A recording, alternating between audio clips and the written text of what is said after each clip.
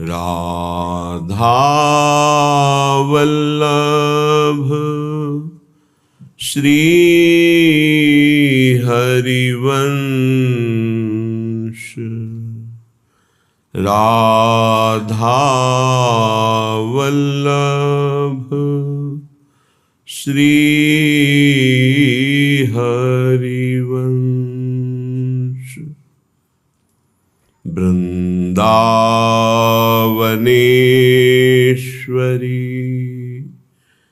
तवैव पदारविन्दम्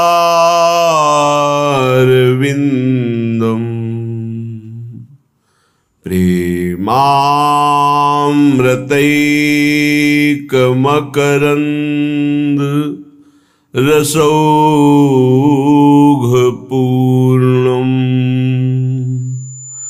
हृद्यर्पितं मधुपते स्मरतापमुग्रम्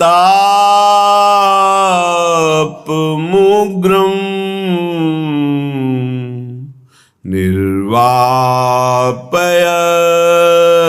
परम शीतलमाश्रयामि। परम शीतलमाश्रयामि।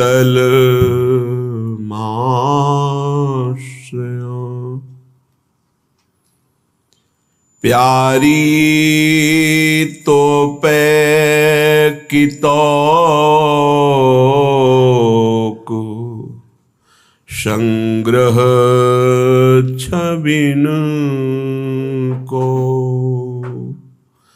अंग अंग प्रति नाना भाई दिखावती। अंग अंग प्रति नाना भाई दिखावती। हाथ किन्नरी मध्य सचुपाई सुलभ राग रागिनी सो तू मिली गावती। राग रागिनी सो तू मिली गावती। कहा कहूँ एक जीव गुण अगणित। कहा कहो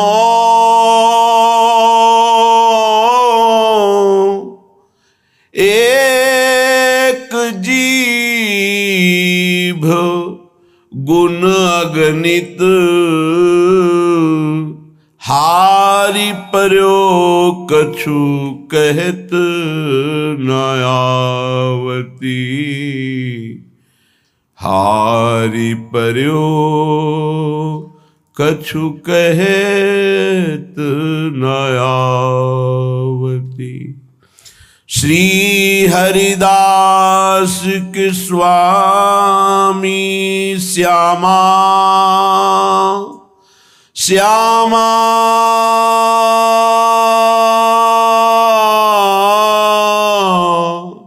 कुंज बिहारी। श्री हरिदास के स्वामी श्यामा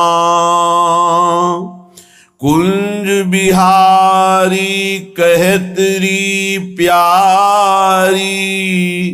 तू जे जे भाई ल्यावती।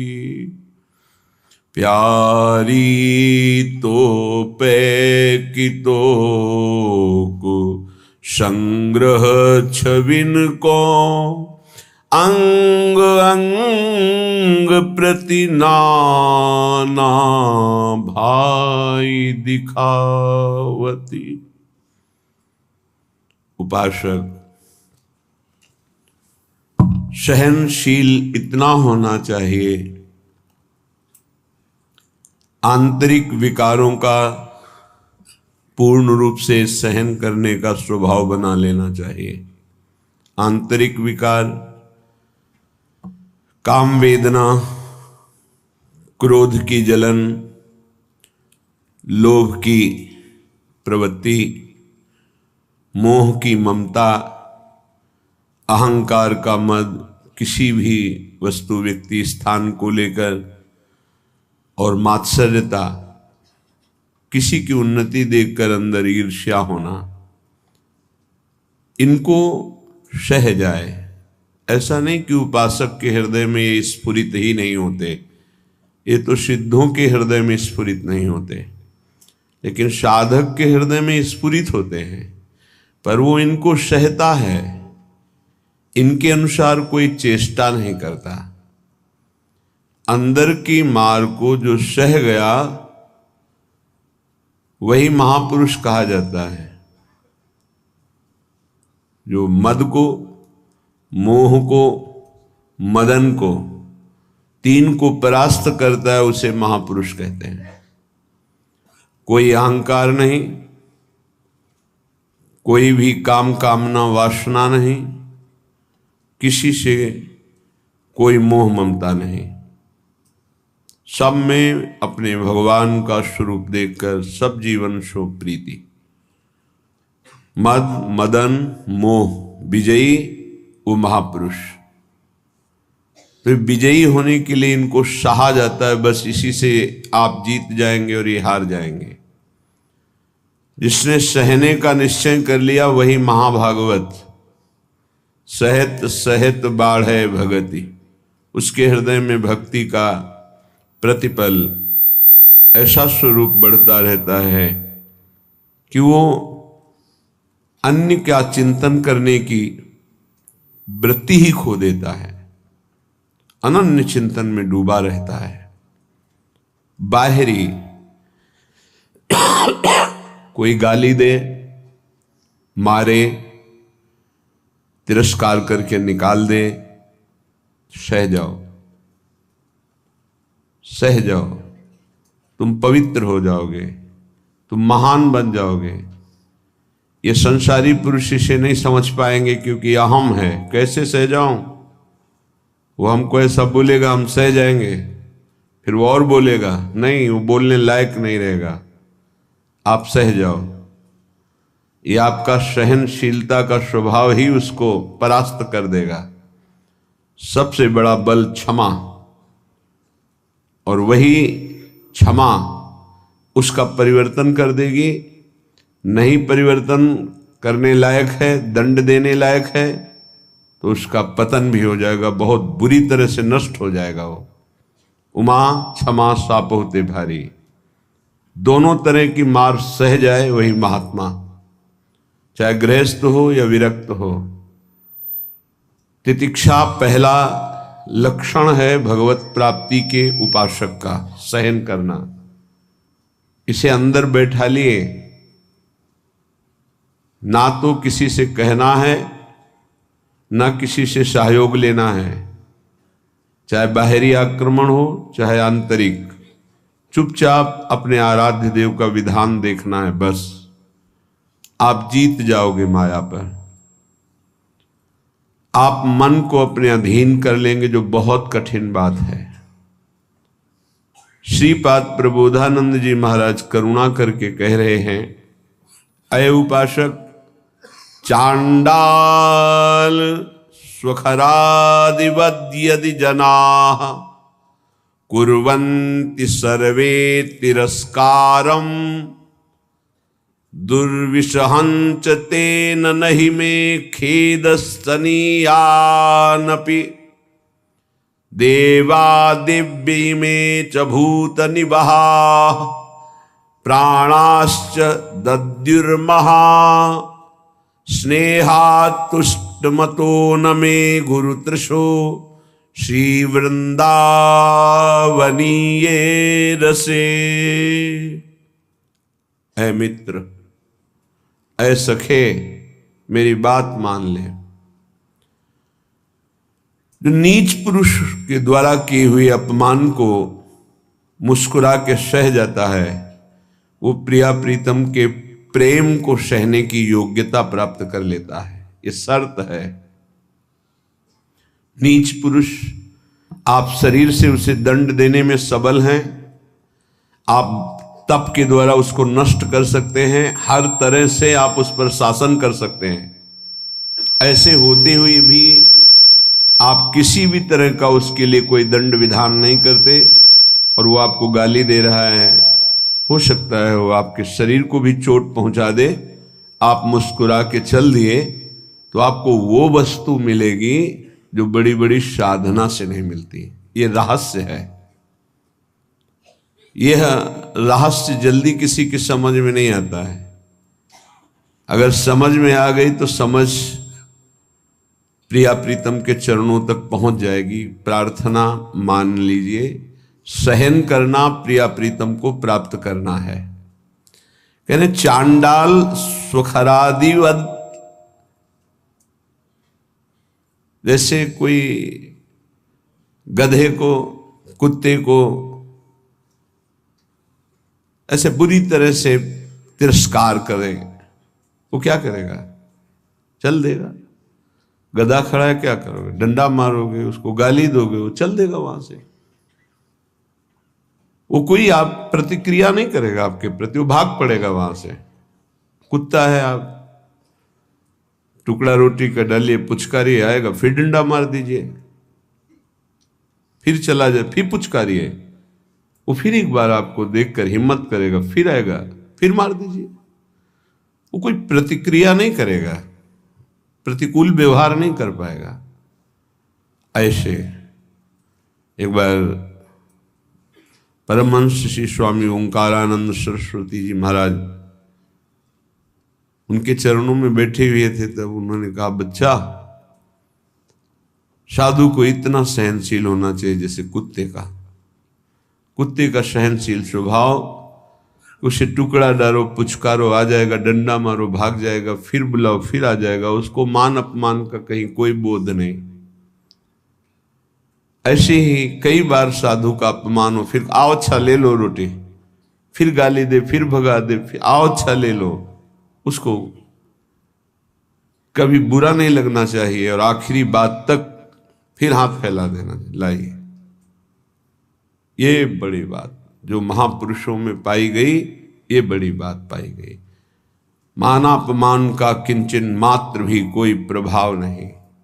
श्वान की तरह जैसे उसको मान अपमान का कोई, तब वो त्रिभुवन पूज्य ब्रह्मा के द्वारा भी नमस्कार योग्य हो जाता है। ऐसे महापुरुषों के पीछे भगवान डोलते हैं कि इनकी चरण रज हमारे ऊपर पड़ जाए।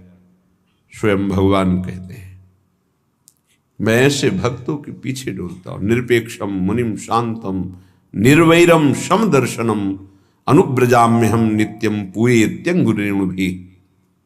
हे, बहुत बढ़िया अवसर है, सह जाओ। जब कर्म भोग आता है तो किसको गाली दोगे? सहते हो ना, तो एक कर्म भोग मानकर सह जाओ। अंदर विकार आवे तो सह जाओ, बाहर कोई अपमान करे, गाली दे तो सह जाओ। बहुत ऐसे स्थान पर पहुंच जाओगे जहां सुख ही सुख है, दुख का लेश नहीं है। और ये अपमान करने वाले, निंदा करने वाले वहां पहुंचाने में हमारा बड़ा सहयोग करते हैं, इसलिए कभी इनका बुरा ना सोचे। करत जे अनशहन निंदक तिन्हु पे अनुग्रह कियो। हे भगवान, इनको कभी दंड मत देना, इनकी बुद्धि शुद्ध कर दो, इनका शरीर स्वस्थ रहे। नाथ, ये तो यंत्र मात्र हैं आपके मंगल विधान कराने में, हम इनको बिल्कुल दोषी नहीं मानते। ऐसा स्वभाव भक्तों का होता है। कह रहे हैं कि नीच पुरुषों द्वारा, जैसे चांडाल आदि हैं, चांडाल कहते हैं जो चतुर्वर्ण से रहित, जो मांस मदिरा व्यभिचार हिंसा इस तरह के आचरण करता है, उसे चांडाल कहते हैं। तो कुछ भी खा सकता है। शास्त्रों में कुत्ते का मांस खाने वाला, ऐसे नाना प्रकार के कुमार्गगामी प्रवृत्तियों में जो हर्षपूर्वक चलता है उसे चांडाल कहते हैं। ऐसों के द्वारा भी यदि इस तरह से अपमान किया जाए, जैसे कुत्ते और गधे का, स्वखरादिवद यदि जना कुर्वन्ति सर्वे तिरस्कारम, यद्यपि दुर्विशहंच, सहन करना ये साधारण पुरुषों की हिम्मत नहीं है, ये केवल महात्मा की हिम्मत है, दूसरे की ताकत नहीं। महात्मा किसी वेश का यहाँ संबोधन नहीं है, यहाँ गुणों का संबोधन है। वो गृहस्थ भी हो सकता है, वो स्त्री भी हो सकता है, वो पुरुष भी हो सकता है, बालक भी हो सकता है, जवान भी हो सकता है। ये बात धैर्यपूर्वक समझनी है। भगवान कृपा करते हैं, ऐसा अवसर देते हैं कि हमारा अपमान होता है। उस समय अपनी स्थिति को नापिए कि आप क्या हैं। यदि उस समय भगवान का मंगल विधान मान करके आप प्रसन्न मुद्रा में हैं, जोई जोई प्यारो करे सोई मुहि भावे, बस बात बन गई। देखना कुछ ही दिनों में आपकी भूमिका बदल जाएगी हृदय की, आपकी स्थिति अध्यात्म की ऊंचाई पर पहुंच जाएगी। खेदस्तनीयानपि, खेद भी नहीं होना चाहिए। यद्यपि तिरस्कारम दुर्विसहंच तेन नहीं में खेदस्तनीयानपि, यद्यपि असहनीय होता है। ऐसा नहीं है, बातों से बोलना सरल है, लेकिन जब ऐसा जीवन में आता है तो असहनीय होता है। और भगवत कृपा से 20 बार ऐसा आया है पूरे जीवन में, जब सामने से तिरस्कार हुआ है, अपमान हुआ है। अब गंगा किनारे भ्रमण कर रहे हैं, बहुत से ऐसे शराबी, चोर, डाकू ऐसे मिले जिन लोगों ने बस भगवान का विधान मान करके, जैसी आपकी प्रभु इच्छा। कभी कभी जब ज्यादा व्याकुलता होती तो आकाश की तरफ देखते हैं। ये आकाश भगवान का स्वरूप है, ये निर्मल है, ये निर्विकार है। ये बादल जो आप देखते हैं आकाश में नहीं है, ये तो बहुत नीचे हैं। हमें लगता है जब हवाई जहाज उड़ता होगा तो बादलों को करो, क्योंकि आकाश की सीमा नहीं, असीम है।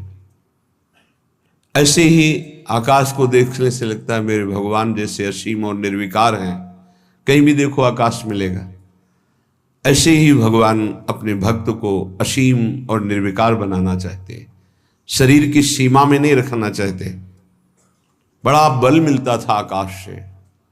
जब कभी कोई विक्षेप पड़ता तो एकांत में आकाश की तरफ देखते, मानो भगवान उपदेश देते थे आकाश के रूप में। खेदस्तनीयानपि, खेद भी नहीं होना चाहिए कि हमने कोई अपराध तो किया नहीं, ऐसा क्यों? नहीं नहीं, भगवान का विधान है। मंगल में भगवान का ये विधान है जो हमारी हृदय की भूमिका को बढ़ा रहा है। आप कहेंगे भगवान का विधान साधकों के साथ तो जाने दो, सिद्धों के साथ वो करते हैं।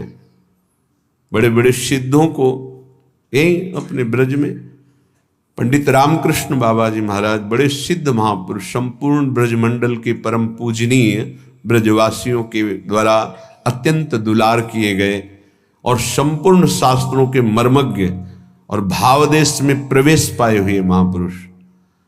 कुछ धनी मानी भगत आए, ब्रजवासी और संतों का भंडारा किया, सब बांट दिया। शाम के कुछ लोग आए, कहा सुना था धनी मानी आए थे, क्या है लाओ मुझे। बाबा ने कहा यहाँ तो कुछ नहीं रखा गया, सब बांट दिया। एक लाठी मारी, रक्त प्रवाह होने लगा। कुटिया में गए, देखा वास्तविक कुछ नहीं था। तो उनका अच्छा चोट लग गई, कहा कोई बात नहीं, कोई बात नहीं। अचले से बांध लिया सर। इतने सिद्ध महापुरुष, ऐसा प्रहार, रक्त स्राव होने लगा। बड़े बड़े संतों के जीवन में ऐसा देखा गया कि ऐसी घटनाएं घटती हैं, लेकिन वो गंभीर शांत भगवान का विधान मानते हैं। तो साधक को ऐसी परिस्थिति में भगवान में चित्तवृत्ति लगा लेनी चाहिए कि कोई मंगल विधान है जो हमारे पापों का शमन कर रहा है, जो हमें पवित्र कर रहा है, जो हमारी अध्यात्म की भूमिका को उठाने के लिए भगवान ने ये लीला रची है, सह जाना चाहिए। देवा देव्य इमे च भूत निवहा प्राणाश्च दद्युर्महास स्नेहास तुष्टमतो नमे गुरुतृषो श्री वृंदावनी ये रसे। वृंदावन में जितने वास करते हैं, चाहे वो पशु पक्षी हो, वृक्ष लता हो, या भगवान शिव गोपीश्वर के रूप में विराजमान, या जो भी देववृंद, व्यक्त अव्यक्त महापुरुष, मैं सबसे बहुत तृष्णाशील होकर के याचना करता हूं कि आप हमसे संतुष्ट हो जाएं और मुझे कभी किसी अपराध के कारण वृंदावन से बाहर ना निकाला जाए। ये वृंदावन का जो महायश है वो समापन की तरफ प्रार्थना कर रहे हैं। हे गोपीश्वर महादेव, हे समस्त खगमृग पशु पंछी, हे वृंदावन के व्यक्त अव्यक्त महापुरुषों, यदि मेरे से कोई अपराध बन गया हो या बन जाए तो यहां दंड दे देना, पर मुझे कभी यहां से निकालना नहीं, मुझे धाम से वंचित मत कर देना। मैं बहुत तृष्णाशील हूं, बहुत प्यास है हमारे अंदर प्रिया प्रीतम के प्रेम की, और वो केवल वृंदावन प्रेम समुद्र ही बुझा सकता है। इसलिए मुझे कभी अलग मत करना, कोई अपराध बन जाए तो मुझे यहां से निकालना मत। मेरे लिए और कोई संतोष विधान नहीं हो सकता। श्रीपाद कह रहे मुझे और कोई संतोष प्रदान नहीं कर सकता कि हमारे अंदर दिव्यता आ गई, सिद्धियां आ गई, संतुष्ट हो गया। नहीं नहीं, मुझे केवल वृंदावन चाहिए। ये तो प्रार्थना की, दो पंक्ति में उपदेश सहनशीलता का, दो पंक्ति में प्रार्थना, ये सबको करनी चाहिए।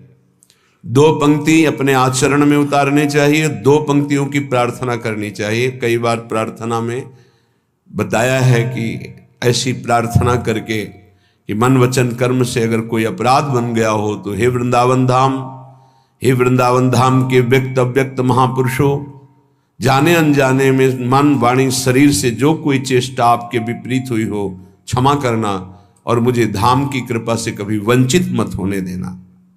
आगे उपदेश कर रहे हैं।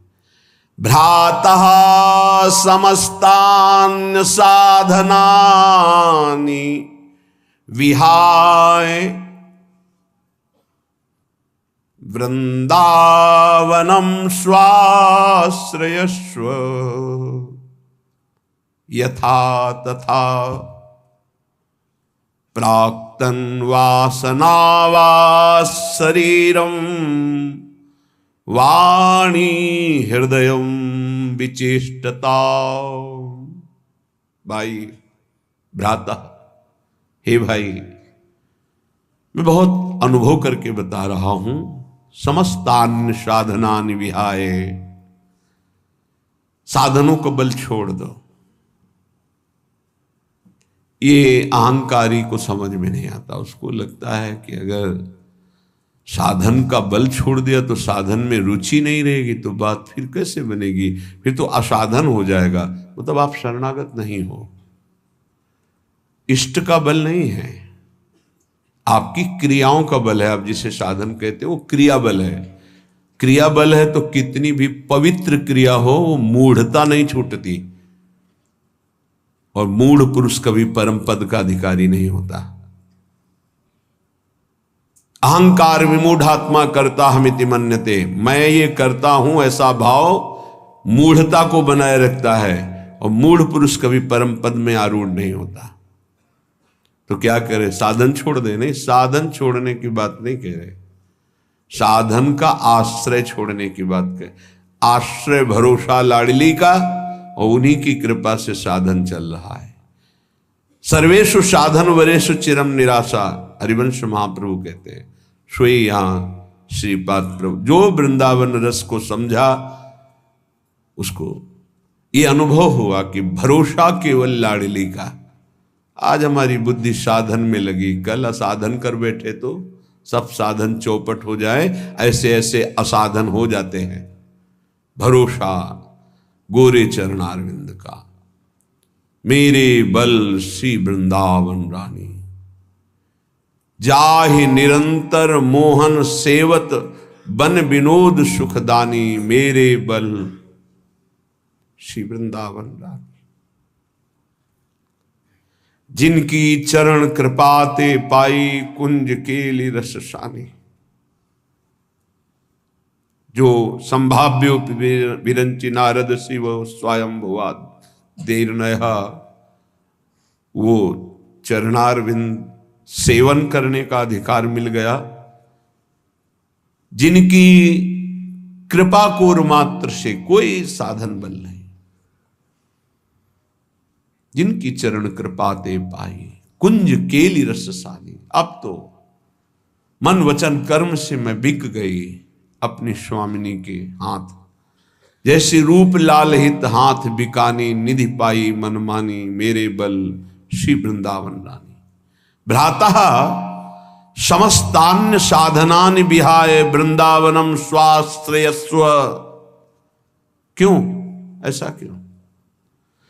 क्योंकि किसी दिन गलबैया दी हुई युगल सरकार आएंगे और आपको निहाल कर देंगे। पड़े रहो दरवाजे पर। कदावा खेलंतो ब्रजनगर वीथीषु हृदयम हरंतो श्री राधा। ब्रजपति कुमारो शुक्लतिना। श्री राधा और ब्रजपति कुमार श्री श्याम सुंदर कभी गलबैया देकर खेलते खेलते आएंगे और आपको वो दे देंगे जो बड़ी बड़ी साधनाओं से नहीं मिलता। इसलिए पड़े रहो ब्रजरज में। ब्रजरज का आश्रय ले लो। कदावा खेलंतो ब्रजनगर वीथीषु हृदयम हरंतो श्री राधा। तुम्हारे हृदय का ही अपहरण कर लेंगे, हृदय निकुंज बना देंगे। इसलिए भ्राता समस्तान्य साधनानि विहाय वृंदावनम स्वाश्रयस्व। दृढ़ता पूर्वक वृंदावन का आश्रय ले लो। यहां वास की बात नहीं, आश्रय की कहे। कोई भी आश्रय ले सकता है, दूर रहकर भी आश्रय ले सकता है। यथा तथा प्राक्तन वासना वात शरीरम वाणी हृदयम विचेष्टता। जैसे बने वैसे। बड़ी बात कहे। अब वास की बात कहे। पहला आश्रय का पहली पंक्ति, दूसरी पंक्ति वास की।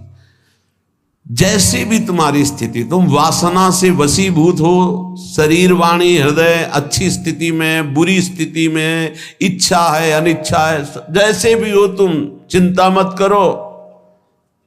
तुम केवल आजीवन वृंदावन वास कर लो। एक में आश्रय कहा पहली पंक्ति में और दूसरी में वास की बात। यथा तथा शब्द, जैसे हो, भोगी हो, योगी हो, वासना हो, उपासना हो, अच्छी स्थिति है, बुरी स्थिति है, छोड़ो तुम। जैसे हो आजीवन वृंदावन वास कर लो। वाणी हृदय शरीर जैसी स्थिति में है, तुम्हें निश्चित भगवत प्राप्ति होगी वृंदावन वास मात्र से। ये श्रीपाद श्री ध्रुवदास जी, वृंदावन दास जी, महाप्रभु हरिवंश चंद्र जी, बड़े बड़े महापुरुषों ने वृंदावन की महिमा को ऐसा देखा है।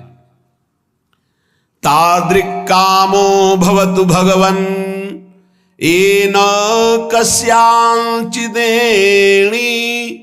दृश्यासक्तोऽप्यः न बहिर्यामि वृन्दाटवीतः। तादृग्दम्भोच्युदयतु तथा अहंकृतिश्चापि मे स्यात् येनाप्यस्मिन् रसमय वने रोचये नित्यवासम्।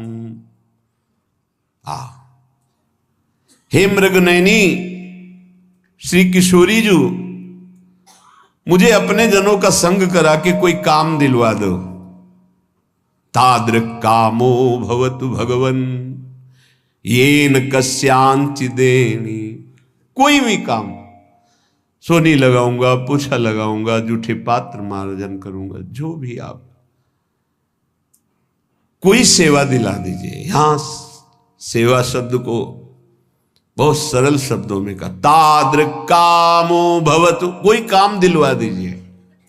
काम जैसे टहल करने वाले, सेवा करने वाले कि आप काम वाली आती है, काम वाले आते हैं, ऐसा बहुत अपने को हे भाव से लेकर के कोई मुझे अपने धामवासी का काम दिलवा दीजिए, धामवासी की किसी की सेवा बन जाए, मैं उनका सेवक बन करके रहूं। ऐसा हे मृगनयनी, उस काम का फल क्या होगा मैं जानता हूं। उस आपके वृंदावनवासी की सेवा का फल यह होगा कि आप हम पे रीझ जाएंगे और आपके चरण कमलों का सानिध्य मिल जाएगा। स्वामिनी, मैं केवल आपको रिझाना चाहता हूं, आपको बस। वो मुझे पता नहीं कि आप कैसे रिझती हो, मैं अन्यत्र कहीं ना मन लगाना चाहता हूं, ना जाना चाहता हूं, ना कुछ पाना चाहता हूं। ध्यान दीजिए, ना अन्यत्र कहीं मन लगाना चाहता हूं, ना जाना चाहता हूं, ना पाना चाहता हूं। यद्यपि मैं दम्भी हूं। दम्भी इसलिए हो सकता है कि मैं जो कह रहा हूं पूरा सत्य ना हो, जो कहा जाता है वो सत्य होना चाहिए, नहीं तो दंभ होता है। तो हो सकता है प्रियाजू, मैं जो कह रहा हूं कि मैं मन से, वचन से, कर्म से केवल आपको पाना चाहता हूं, तो हो सकता है कोई और भी इच्छाएं हो, तो मैं दंभी भी हो सकता हूं, अहंकारी भी हो सकता हूं। पर दंभी और अहंकारी भी होकर के मैं केवल आपके ही चरणों की दास्ता चाहता हूं। मुझे कभी किसी और में रुचि ना हो। हे मेरे लाडली लाल, हे मृगनयनी किशोरी जू, हम पर कृपा कर दो। वरम वृंदारण्ये हरि हरि करे खर पर भृतो, भ्रमामो भैक्षार्थ स्वपच गृह बीथी सुदिन सहा, तथापि प्राचीनैः परम सुकृतैरत्र मिलितम् नने व्यामोऽन्यत्र क्वचिदपि कथंचिद् वपुरिदम्। वरम वृंदारण्ये हरि हरि, हे हरि, हे हरि, बड़े आर्त भाव से पुकार रहे, हे हरि, हे हरि, कृपा कर दो। क्या मैं वृंदावन वास करूं और हाथ में रज का पात्र लेकर के भिक्षा मांगूं और वृंदावन के स्वपच तक की भिक्षा जूठन मांग करके उदर पूर्ति करूं, राधा राधा राधा ऐसा गाता रहूं। वृंदावन में जाति पक्ष को नहीं देखा जाता, जो ऐसा देखते हैं उनके सुकृत नष्ट हो जाते हैं। हरिराम व्यास जी बहुत बड़े अद्भुत दिग्विजयी विद्वान, जिनके शिष्य मधुकर शाह जैसे महाभागवत, वो कह रहे हैं महाप्रभु हरिवंश चंद्र जी के जब शिष्य हुए, वृंदावन की रज का सेवन किया, रस का स्पर्श हुआ, तब जो उनको अनुभव हुआ वो कह रहे हैं, व्यास रसिक तेई बड़े, ब्रजते अनत न जाए, वृंदावन के स्वपच की जूठन मांगे खाए। वही सबसे बड़े रसिक हैं जो ब्रज की सीमा के बाहर नहीं जाते और वृंदावन के स्वपच तक की जूठन मांग करके खाते हैं। देहाभिमान रहित अवधूत स्थिति। व्यास मिठाई विप्र की में लागे आग, वृंदावन के स्वपच लो जूठन खइए मांग। आग लगे बाहर के विप्र की दी हुई मिठाई में, लेकिन वृंदावन की स्वपच की जूठे टुकड़े मिल जाए तो निहाल हो जाओगे। कितना भी हो, थोड़ा सा देह भाव बना रहता है। जैसे संन्यास मार्ग में तो इसकी पुष्टता होती है कि जब पवित्र भिक्षा ना मिले 3 दिन, तब दूसरे वर्ण की, वो भी पकवान, जब 3 दिन उनकी भिक्षा न मिले तो तीसरे वर्ण में फल और मिठाई आदि, चौथे वर्ण से निषेध है। और सन्यास, दंड सन्यास केवल ब्रह्मणत्व को ही प्राप्त होता है। श्रीपाद यहां कह रहे, वरम वृंदारण्य हरिहरि करे खर पर भ्रतु भ्रमामो भैक्ष्यार्थ स्वपच ग्रह वीथीषु दिन स्वाहा। प्रभु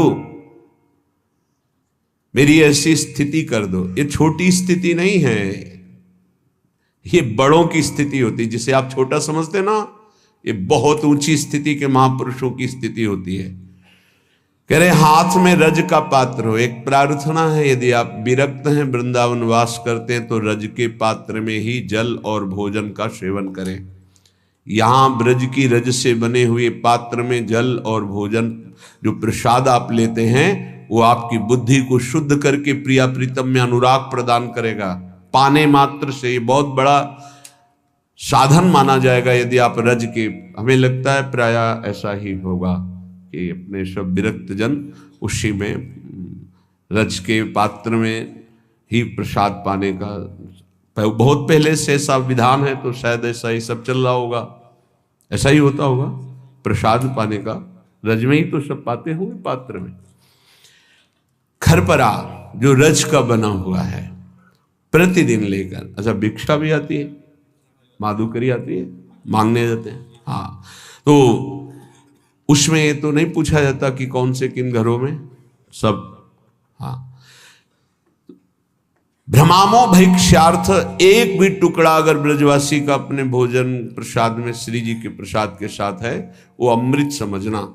ये पूज्य सदगुरुदेव भगवान की वाणी की प्रारंभ की बात, कि यदि ब्रजवासियों के टूक उदर में नहीं गए तो नीलपीत झगा का साक्षात्कार करने की सामर्थ्य किसी साधन में नहीं आती, वो उन्हीं के टुकड़ों से आती। इसीलिए बड़े बड़े संत आजीवन ब्रजवासियों के चरणों में झुकते रहते हैं। है इस रज में जन्मे हुए ब्रजवासियों के महिमा का कुछ है ऐसा प्रताप, जिस पर वो प्रसन्न है, जिसको वो भाव या डांट फटकार से भी टुकड़ा दे देते हैं, वो प्रियालाल के प्रेम में डूबने की योग्यता प्राप्त कर लेता है। व्यवहार नहीं रखना, अपराध बन जाएगा, क्योंकि इनके व्यवहार को केवल नंद नंदन ही झेल सकते हैं, दूसरे नहीं। इनके व्यवहार को ना देखना, इनके व्यवहार को क्षमता नहीं कि तुम देख पाओ, इनके व्यवहार को देखकर तुम्हारा दोष दर्शन हो जाएगा। इसीलिए महाप्रभु चैतन्य देव जब यहाँ किसी को भेजते थे, तब कहते थे ब्रजवासियों पर निर्दोष दृष्टि रखना। वो उसी हाथ से अपने बालक को शौचा रही है और बिना प्रक्षालन के रोटी दे रही है, तो भी दोष दर्शन मत करना।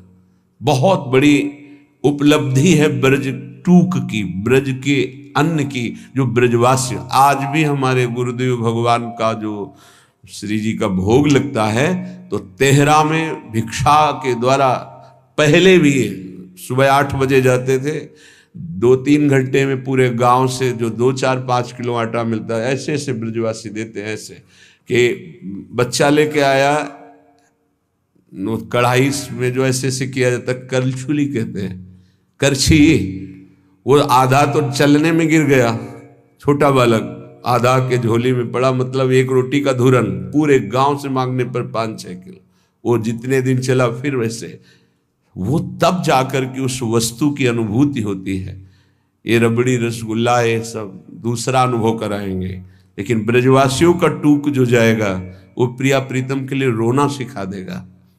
वो क्यों रो रहे हैं उसका कुछ पता ही नहीं है, कोई चाह, कोई मांग, कुछ, कोई दर्द, कोई परेशानी, कुछ नहीं।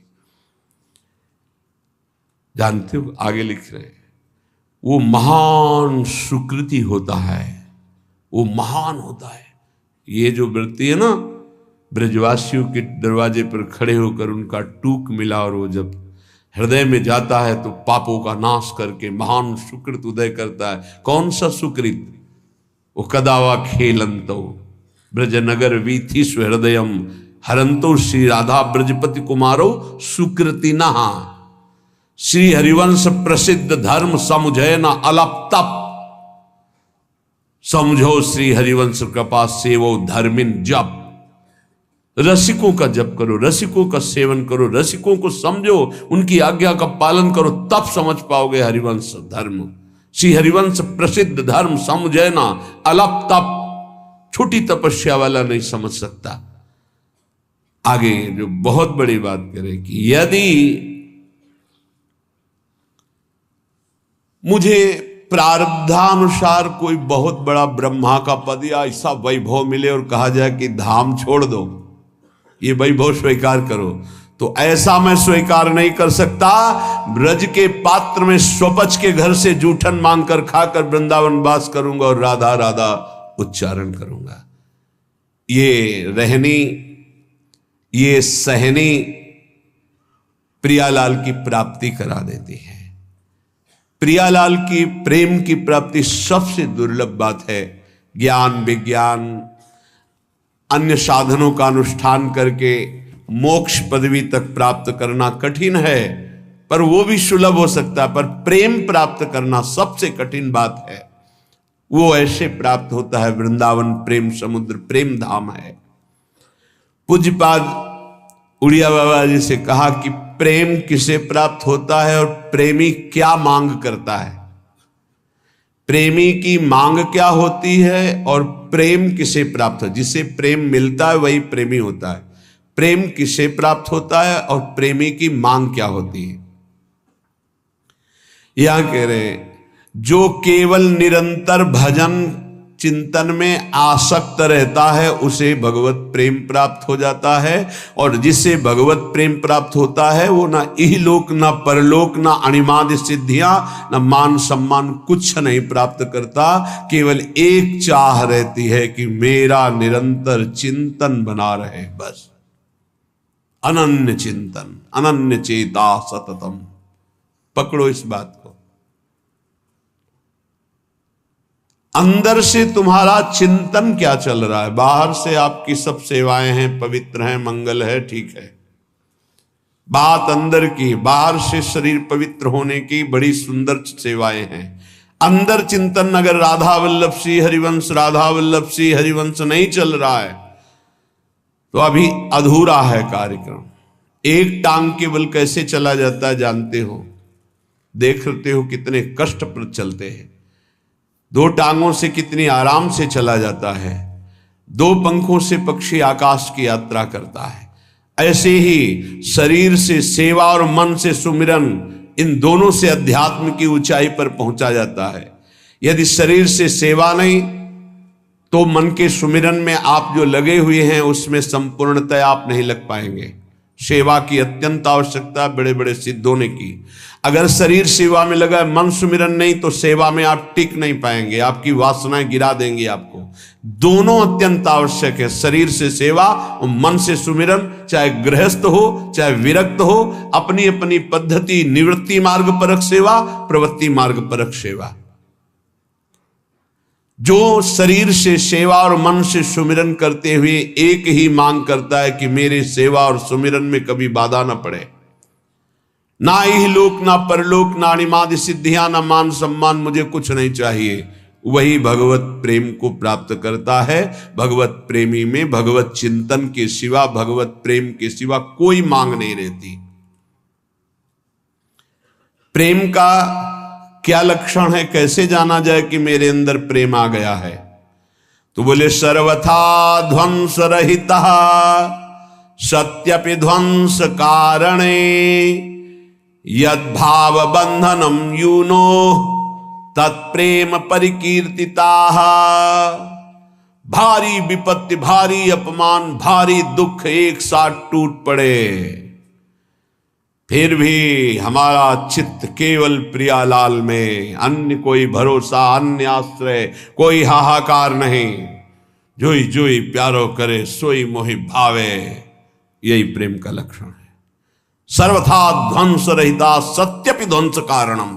यद्यपि सत्य है, भारी विपत्ति, दुख और नाना प्रकार का उसके ऊपर प्रहार किया जा रहा है, पर वो उस समय भी सर्वथा ध्वंस रहता, एक भी वृत्ति प्रभु से नहीं हट रही, प्रभु में भगवदाकार। इसी का नाम प्रेम है।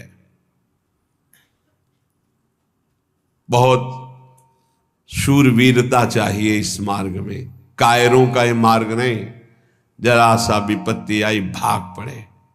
जरा सी विपत्ति आई, अश्रद्धा हो गई भगवान पे। हे भगत नहीं, ये धद्दे हैं, स्वार्थी है, वाणिज्य है, ये प्रेम नहीं है कि हमें जरा सा विपत्ति अपमान हुआ भगवान से अश्रद्धा हो गई, क्यों अपमान दिलाया। नहीं, अपने प्रीतम माना देह को, देह संबंधियों को, भोगों को, और भगवान को माना साधन। आप हमारा काम बना दीजिए, आप जरा सा विक्षेप पड़ा अपनी मनोकामना में, कोई भगवान नहीं, नास्तिकता आ गई। ये भक्ति है, ये प्रेम है, ये मोहब्बत है अपने प्रीतम प्रभु से। लौकिक मोहब्बत में प्राणों की बलि दे देते हैं। दो शरीरधारी परस्पर प्यार करते हैं, वास्तविक आसक्ति हो जाए तो उनके बिछुड़ना संभव नहीं।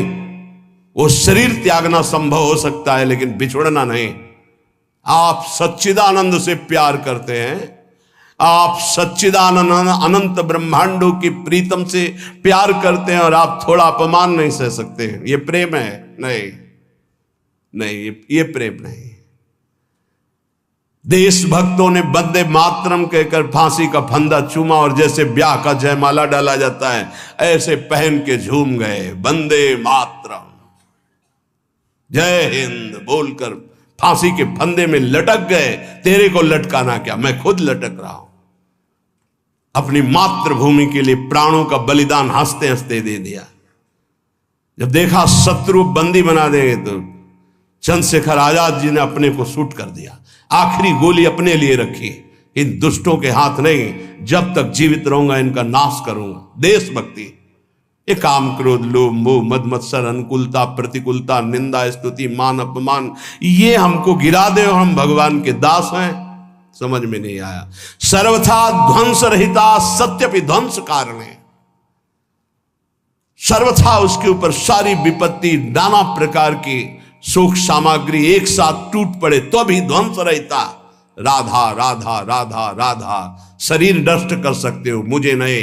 नैनम छिन्नन्ति शस्त्राणि नैनम दाति पावका न चैनम क्लेदयन्त्यापो न शोष्यति मारुता। तुम वरुणास्त्र वायुवास्त्र अग्नेयास्त्र इनसे भी नहीं छेद सकते हमें। शरीर का तो नाश होना ही है, इसको तो पहले ही छोड़ दिया है, कोई फर्क नहीं पड़ता। ये प्रवचन नहीं, जीवन। प्रेम किसे कहते हैं, प्रेम का लक्षण क्या है, यही पहचान है कि तुम्हें हरि भजन से प्रेम, भारी विपत्ति प्रतिकूलता आने पर भी तुम्हारा प्रेम नहीं छूटना चाहिए, तुम्हारा स्मरण नहीं छूटना चाहिए। ये माधुर्य में श्रृंगार की प्रधानता रहती है, तो इस विषय में आप कुछ प्रकाश डालिए।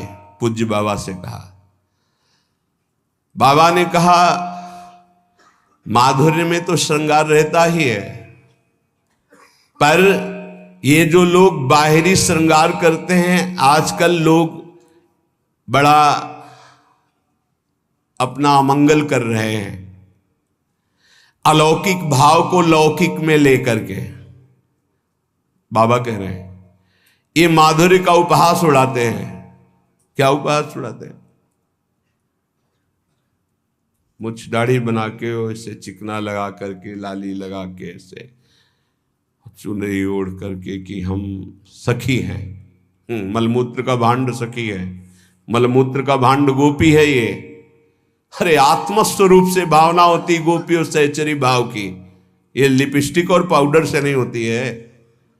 फालतू में अपने मन को विषयाकार बनाने के लिए इन रजोगुणी वस्तुओं का सेवन करके भ्रष्ट होने का निमंत्रण दिया जाता है। बहुत अच्छे से समझो, हर वाणी में प्रायः इसका निषेध किया गया है। सेवा धर्म का पूर्ण वर्णन करने वाली हमारे सेवा, आगे का शब्द भूल रहे हैं, सेवा विचारम, सेवा विचारम नामक ग्रंथ में इसका बहुत निषेध किया गया है। इसका उपहास न किया जाए। ये बाहरी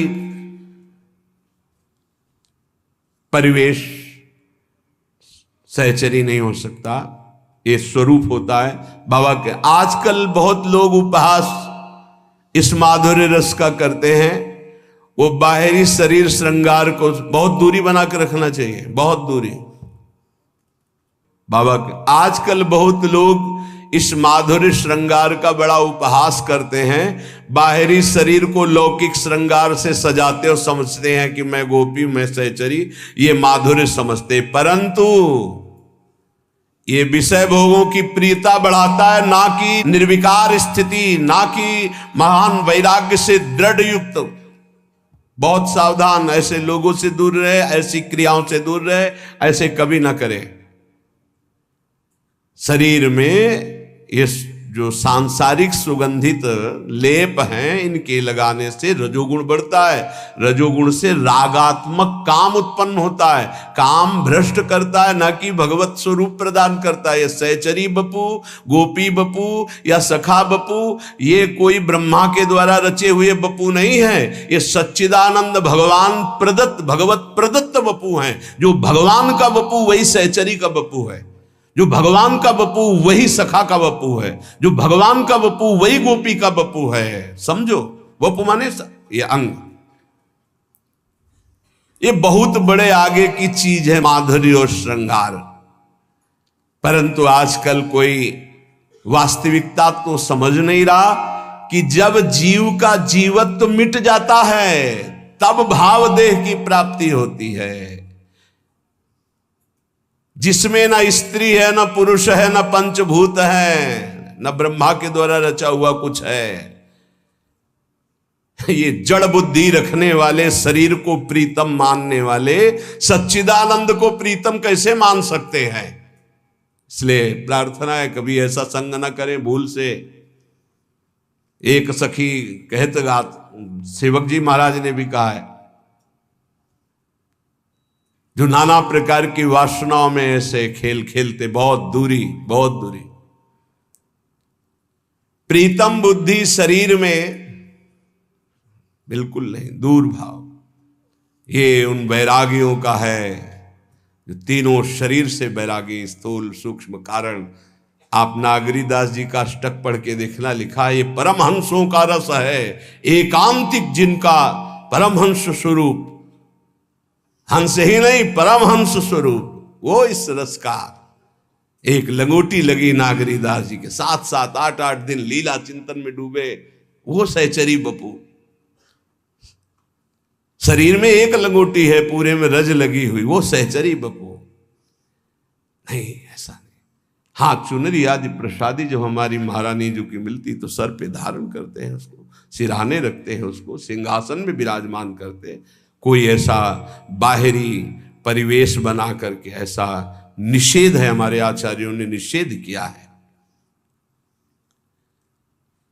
तो ये जो भक्त हैं भाव में हैं, क्या इनको तत्व बोध नहीं है क्या?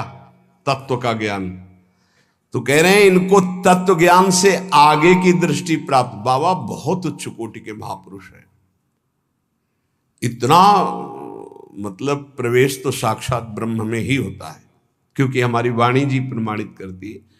ब्रह्म तेज को ज्योति जहां योगेश्वर धरे ध्यान, ताही को आवरण तहां नहीं पावे को जान। जो ब्रह्म तेज में विलीन होकर मोक्ष पदवी को प्राप्त कर लेते हैं, यही आवरण है। प्रियाजू के श्री चरणों तक पहुंचने में यही बाधा पहुंचा देता है। बाबा कह रहे हैं इन प्रेमियों की तो तत्व ज्ञान से आगे की पहुंच है, बिल्कुल। इसीलिए कभी बाबा के एक शब्द में पूरा जीवन हो गया, संशय नहीं हुआ। इनकी तत्व ज्ञान के आगे प्रेम दृष्टि पहुंचाती है प्रियालाल तक, धन्य है। ये इसी प्रेम दृष्टि को कहते हैं हरिवंश नयन, निरखि नयन हरिवंश, धन्य है।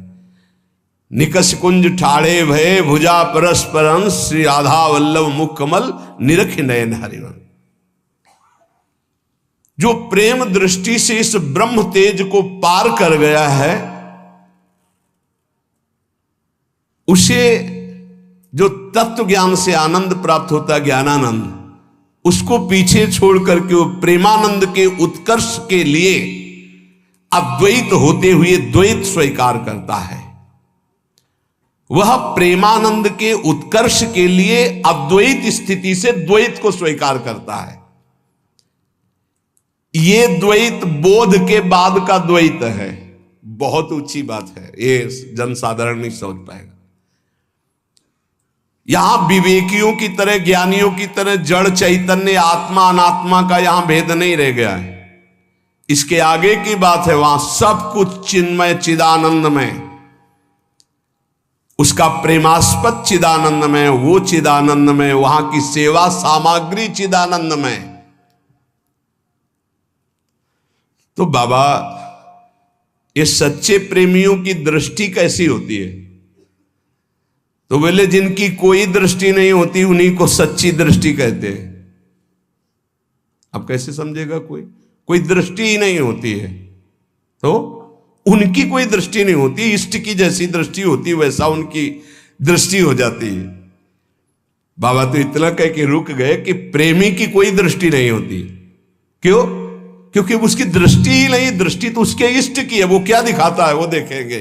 क्या दिखाता है प्रेमी की दृष्टि में?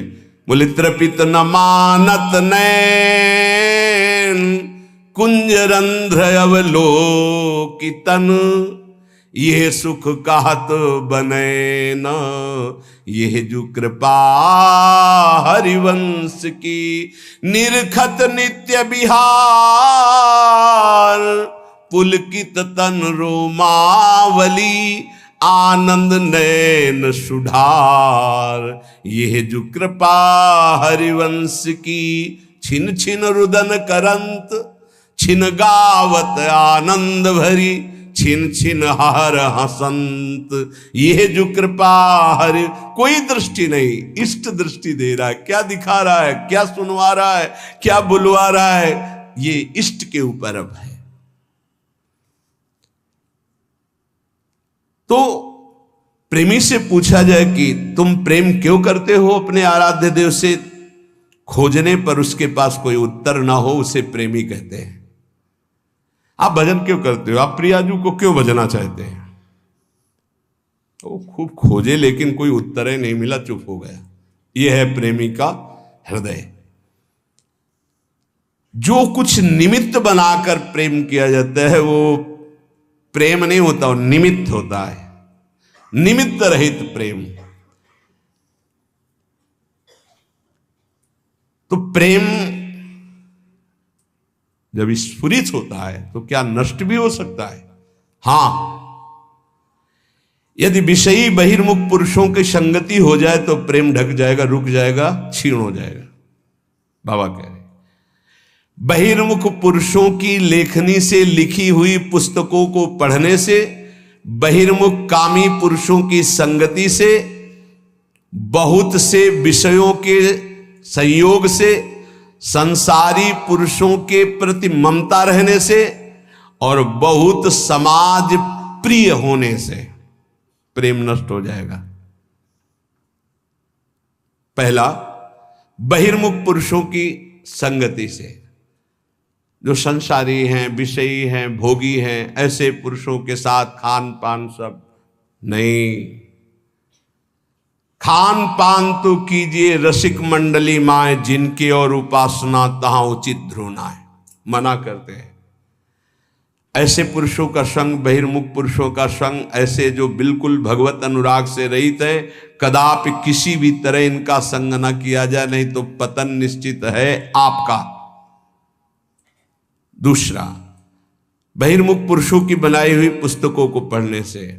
एक महत जन आए थे, बोले ये कुछ अनुभव हैं, पढ़ लीजिएगा ग्रंथ में। तो उनसे प्रार्थना की कि आपके आदर के लिए ले सकते हैं और रख सकते हैं, लेकिन स्वाध्याय नहीं कर सकते। स्पष्ट वर्ण। क्यों?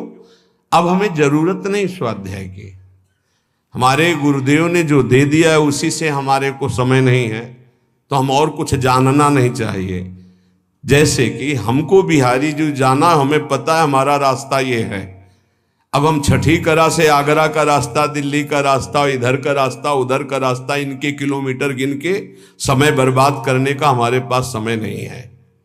बोले आप किसी को दे देना, हम कहा आपकी बहुत इच्छा है, रख दीजिए। स्पष्ट कि आप पढ़िएगा, हमारी अनुभूतियां, हमें आपकी अनुभूतियां नहीं, हमें अपने गुरुदेव की अनुभूतियों के अनुसार चलना है, अपने गुरुदेव प्रदत्त मंत्र और आराधना में तन्मय होना है। हमारे पास समय नहीं है आपकी लेखनी पढ़ने का।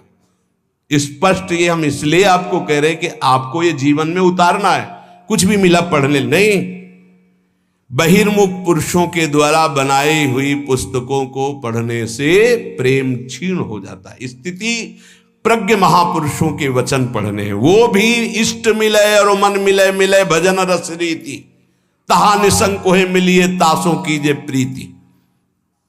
तीसरा, बहुत साधन शास्त्रों का अभ्यास करने वालों से व्यवहार नहीं रखना चाहिए। बहुत अंतराय पड़ता है, बहुत अंतराय। अपने इष्ट के विरुद्ध बात होगी तो आपको असहनीय हो जाएगी, हृदय की स्थिति में क्षोभ पहुंचेगा, और अगर उनके अनुकूल चल दिए तो आराधना छूट जाएगी। इसलिए बहुत मिले वो संग नहीं, संग वही जो इष्टाकार वृत्ति करवा दे। कामी पुरुषों का संग, रागी पुरुषों का संग, ममता युक्त पुरुषों का संग का त्याग कर दे, नहीं तो प्रेम में बाधा खड़ी हो जाएगी। और बहुत समाज प्रिय बनने की चेष्टा, यहां वहां दौड़ भागे सब, इससे प्रेम क्षीण हो जाएगा, जो पूज्य बाबा कह रहे हैं। ये ध्यान रख ले जीवन में कि जिस मार्ग में हम चले उसमें बहुत बड़ी बाधा है। बहिर्मुख पुरुषों की संगति, बहिर्मुख पुरुषों के द्वारा रची हुई बनाई हुई पुस्तकों के पढ़ने से, बहुत से साधनाभ्यासी शास्त्राभ्यासी इनका संग करने से, और कामी पुरुषों के संग से, और समाज प्रिय बनने की लालसा से साधन मार्ग छूट जाएगा, भजन मार्ग छूट जाएगा, प्रेम में कमी आ जाएगी। बाबा, नाम की बड़ी महिमा होती तो क्या नाम से प्रेम ज्ञान सब कुछ ठीक हो जाएगा? ऐसा अनुभव हो जाएगा और कुछ करने की जरूरत नहीं है। हाँ हाँ हाँ, नाम से सब कुछ हो जाएगा। भगवान से भी बढ़कर भगवान के नाम की महिमा है, परंतु नाम जपने में आसक्ति होना कोई खिलवाड़ थोड़ी है। नाम जपने में आसक्ति होना ये बड़ी कठिन बात है, सबसे कठिन बात है।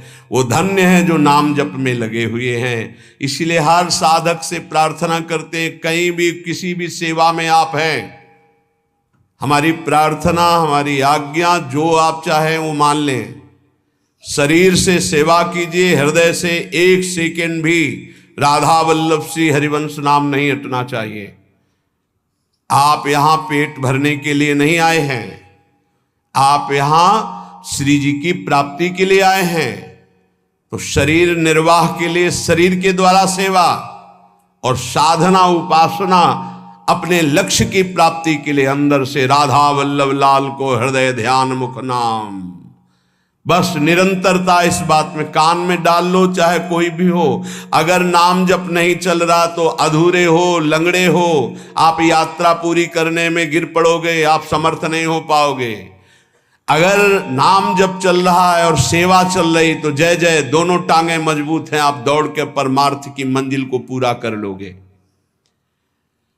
हां, नाम में आसक्ति होना बहुत कठिन है। ये आसक्ति कैसे होती बाबा? जबरदस्ती नाम जपने से। पकड़ लो, राधा राधा राधा राधा, मन कह रहा है नहीं नहीं नहीं, राधा राधा राधा राधा, राधा वल्लभ श्री हरिवंश, राधा वल्लभ श्री हरिवंश। प्रारंभ में जो गुरुदेव ने मंत्र दिया था नैष्ठिक ब्रह्मचर्य में, आगे का गायत्री मंत्र के अलावा ज्यादा देर मंत्र में मन नहीं लगता है। ये सबका है अनुभव, देख लो। ज्यादा देर मंत्र में मंत्राकार वृत्ति तो बहुत अभ्यास की सिद्धि पर होती। तो गुरुदेव भगवान पधार गए थे 2 वर्ष बाद ही, जो ही हमको दीक्षा मिली, 2 वर्ष बाद वयोवृद्ध बड़े भजनानंदी महापुरुष अंतर ध्यान। तो हमने कभी माना ही नहीं कि हमारे गुरुदेव पधार गए।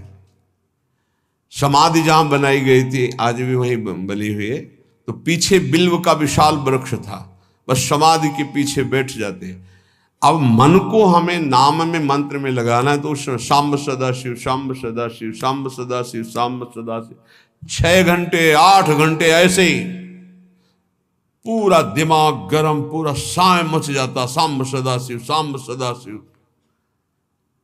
हमको माला की गणना से मतलब नहीं रहा आज तक, आपको वो केवल गायत्री मंत्र में रहा जो गुरुदेव ने आज्ञा की थी कि इतने अनुष्ठान करना है।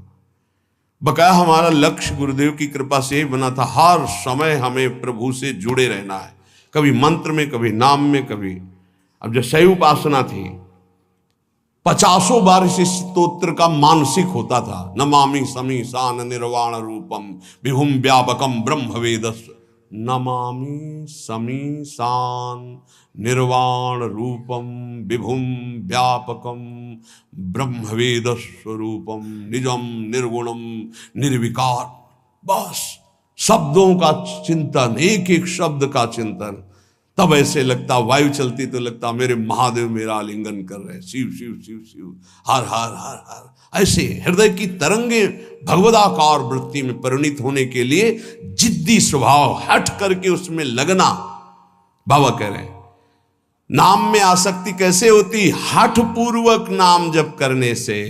माला में मन नहीं है तो धर दो, माला शुरू कर दो, राधा राधा राधा राधा राधा राधा राधा राधा राधा राधा। भन जैसे वो भृंगी नाम का कीड़ा दूसरे कीड़े को भ्रंग ऐसे करके भृंगी बना देता है, हम अपने मन को कृष्णाकार करते हैं, भगवदाकार करते हैं।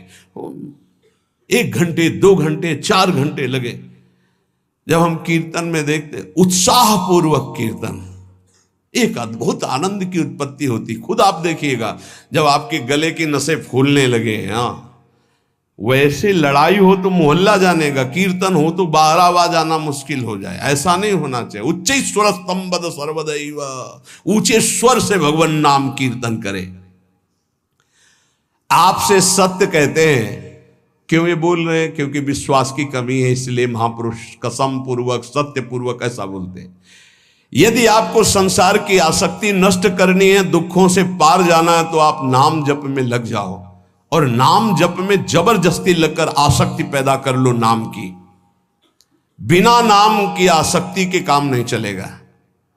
सच्ची आसक्ति नाम में हो जाए, बस अपने आप आनंद मगन रहेंगे। नाम चल रहा है ना, आनंद मगन रहेंगे। बड़ी बड़ी दिव्यताएं नाम जप में हुई। महर्षि तुकाराम जी महाराज एकांत मंदिर में बैठे हुए, विठ्ठल विठ्ठल विठ्ठलाम केशव विठ्ठल विठ्ठल विठ्ठलाम माधव विठ्ठल विठ्ठल। वीर शिवाजी दर्शन करने आए। कोई सैनिक नहीं, क्योंकि मर्यादा ऐसी होती, अपने पदाधिकार का अभिमान प्रदर्शन विज्ञजन नहीं करते हैं। वो बड़े बड़े सब संगीन लिए हुए उनके साथ, वो साधारण धोती कुर्ता और एक पाग बंधी हुई और 2 अंगरक्षक बिना किसी अस्त्र शस्त्र के ऐसे ही नंगे पैर वहां पहुंचे, पाग उतारी, प्रणाम किया, बैठ गए। तुकाराम जी ने आंख खुलकर देखा, शिवाजी बैठे। बस 2 भाषण।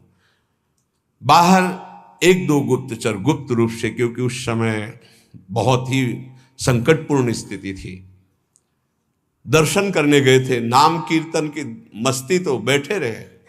इतने में विपक्ष को, जो म्लेच्छ आधिपति था, उसको सूचना मिली। बिना किसी सेना के अंगरक्षक के शिवाजी महाराज तुकाराम जी के पास अमुक जगह दर्शन करने गए। इस समय मारने का बहुत बढ़िया अवसर है।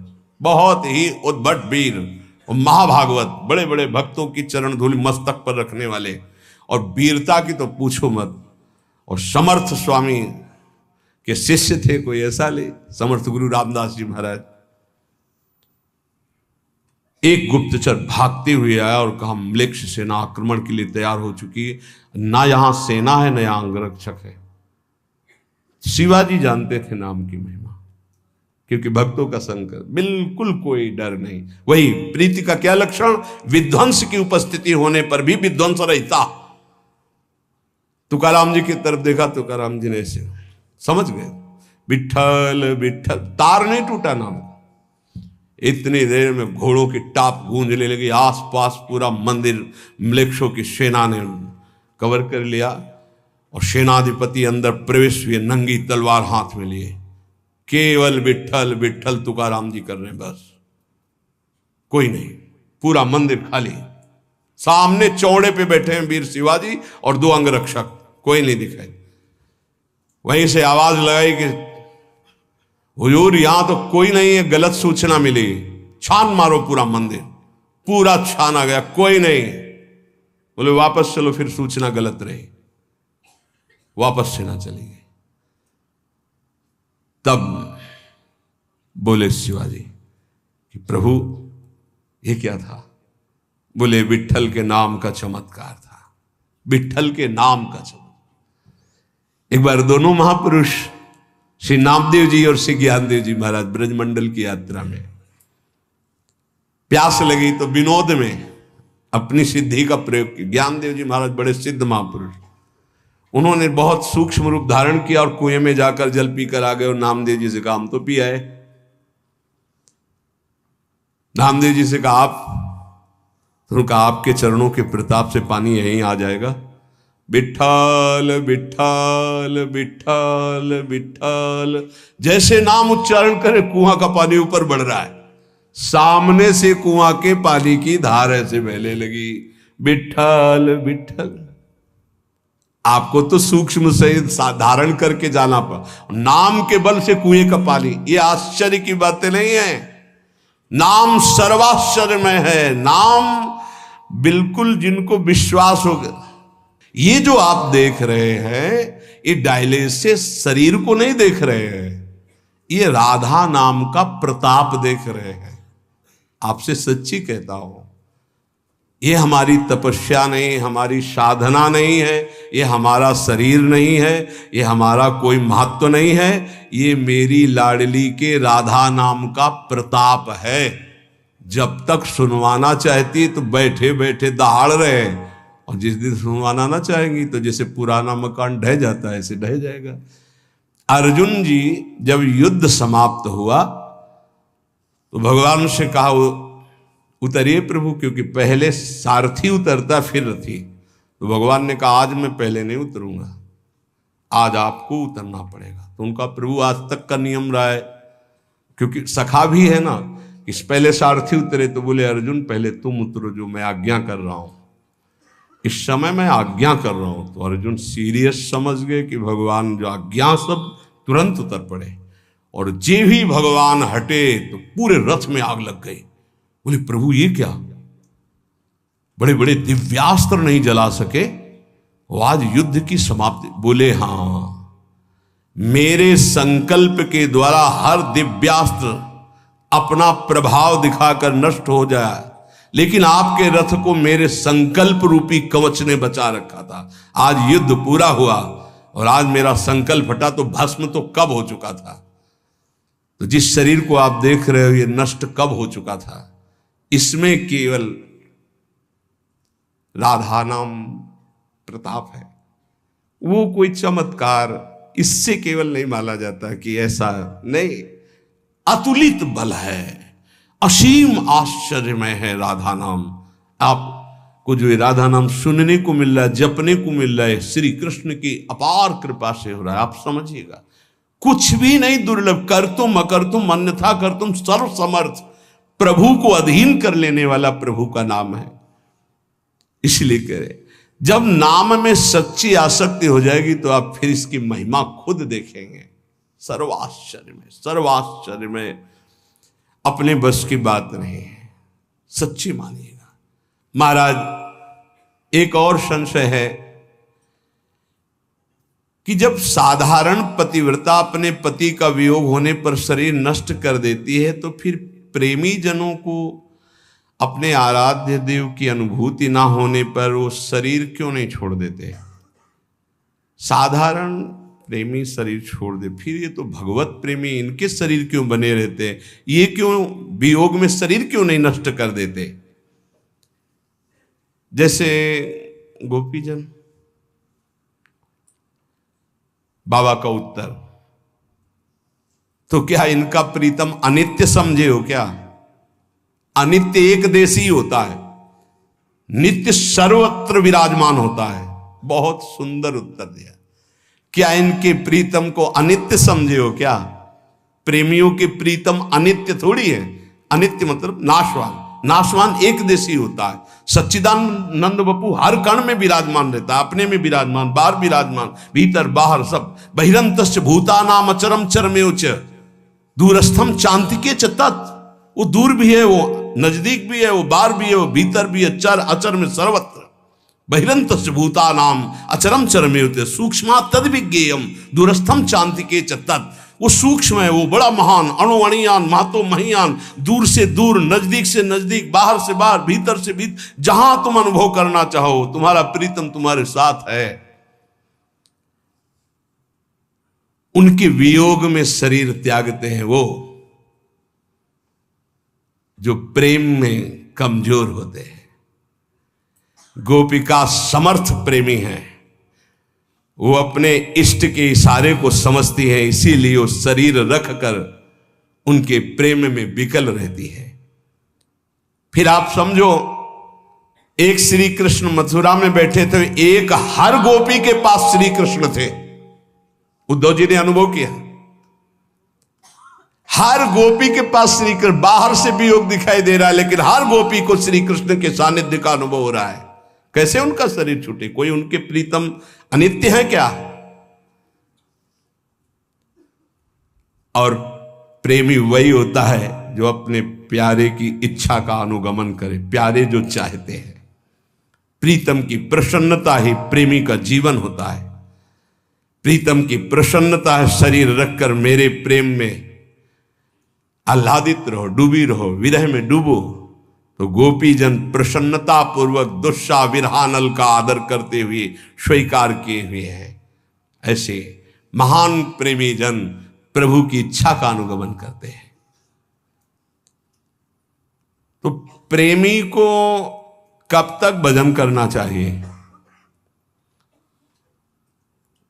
जब तक पांच भौतिक शरीर छूट न जाए तब तक। चाहे वो स्मृति में तन्मय होकर छूट रहा है, देह भाव विस्मृत, या वास्तविक मृत्यु आ गई है, तब तक। सोने से लेकर मरने तक, अब सो गए, मूर्छित हो गए, मर गए, उसकी बात अलग है। लेकिन इसके अलावा जितनी चेतना है उसमें नाम नहीं छूट सकता, भजन नहीं छूट सकता।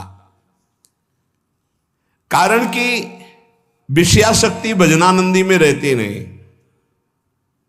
उसका भजन स्वाभाविक जैसे मशीन कर रही हो ऐसे हृदय में होता है। गाढ़ अनुराग से ध्येय का कभी विस्मरण होता नहीं।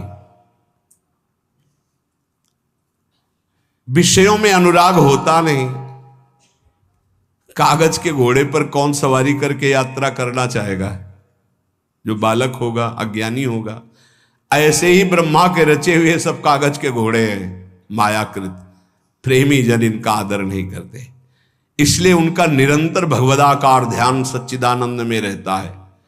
पर यह ध्यान रहे कि जब तक शरीर का ध्यान है और जब तक शरीर जिंदा है तब तक भजन न छूटने पावे, नहीं तो माया का प्रवेश हो जाएगा। अंतिम श्वास तक निरंतर भजन, तो प्रेमी अपने प्रेमास्पद प्रभु को प्राप्त कर लेता है। नियम ये कि जीते जी चाहे सिद्ध ही हो जाए तो उनका स्वाभाविक भजन होता है। और साधक का तो यही प्राण है भजन। अपने जीवन को भगवत चरणारविंद में अर्पित करके निरंतर नाम जप का ऐसा अभ्यास करो, कोई वस्तु व्यक्ति स्थान तुम्हारे नाम जप को छुटा ना पावे। भारी से भारी संपत्ति या विपत्ति भजन को रोक ना पावे। यही साधना है। आप लोग बड़े भाग्यशाली हैं जो पूर्ण संसार का त्याग करके श्रीधाम वृंदावन का आश्रय लेकर प्रिया प्रीतम की प्राप्ति के लिए। इसलिए दो प्रार्थनाएं, सेवा शरीर से निरंतर जो भी हो रही है वो प्रभु को अर्पित करते हुए और अंदर से निरंतर भजन करते हुए। हमारा सोना निरंतर, हमारा शयन भी सेवा है, क्योंकि हम 4 घंटे 5 घंटे शयन करते हैं, इंद्रियां फिर स्वस्थ होती है, फिर सेवा में लगते हैं। हमारा शौच स्नान जाना भी सेवा के अंतर्गत ही है, क्योंकि शौच स्नान करके तिलक धारण करके हम फिर सेवा में उपस्थित होते, वो भी एक सेवा का अंग है। हम निरंतर सेवा और सुमिरन में रहे, हमको और कोई सिद्धि नहीं चाहिए। इसी से सब लाभ प्राप्त हो जाएगा, सब अध्यात्म की भूमिकाएं जागृत हो जाएंगी। शेष चर्चा आगे। श्री राधा वल्लभ लाल की।